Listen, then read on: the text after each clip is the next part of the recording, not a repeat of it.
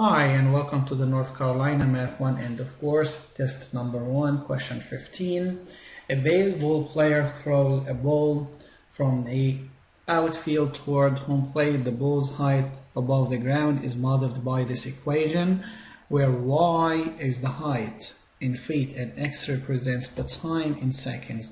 I some kind of get of the concept here, so we need to graph some kind of the first quadrant of the coordinate geometry.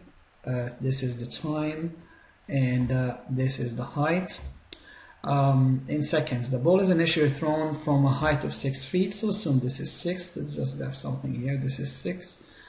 How many seconds after the ball is thrown will it again be 6 feet above the ground? So let's just some kind of graph here and see how it goes. How long will it take? How many seconds will it take this parabola to reach 6 feet above the ground one more time? I see the equation here, y equals that. When x equals to 0, y equals to 6. So there are two ways to solve this problem. Either you do it mentally, which is you substitute numbers for x and you solve it. Try to solve. It's going to be long work to do. Substitute for x and see which number can make this y equals to 6. The first step is you substitute 0 for x, because negative 16 times 0 is 0 plus 6 is going to be 6. And the other one, if you substitute 1 for x to see negative 16 plus 48 plus 6, is it going to be 6 or not? It is not going to be. Try 2, 3, 4 until you get the other end of this parabola. Let's do it algebraically here. You have the equation y equals negative 16x squared plus 48x plus 6. It says the y-axis here, the height is 6, and here the height also is 6. So let's substitute 6 for y and see what we got. Negative 16x squared plus 48x plus 6. Subtract 6 from both sides.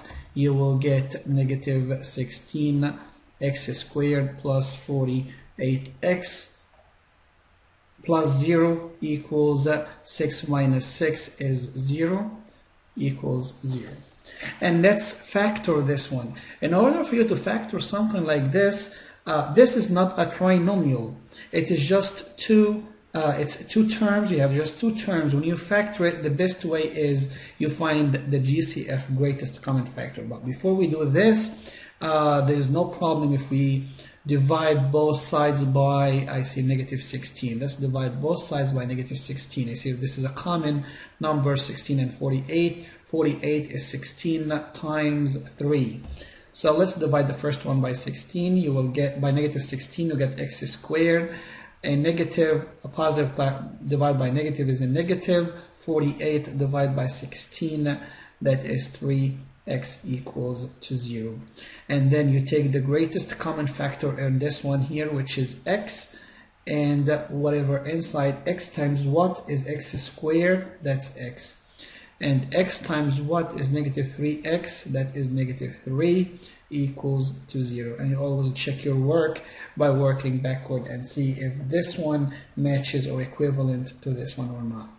This one here, x times what equals to 0, which means x minus 3 equals to 0, or x minus 3 times what equals to 0, it's when x equals to 0. So in this case, you add 3 to both sides, you will get x equals positive 3, and here x equals to 0.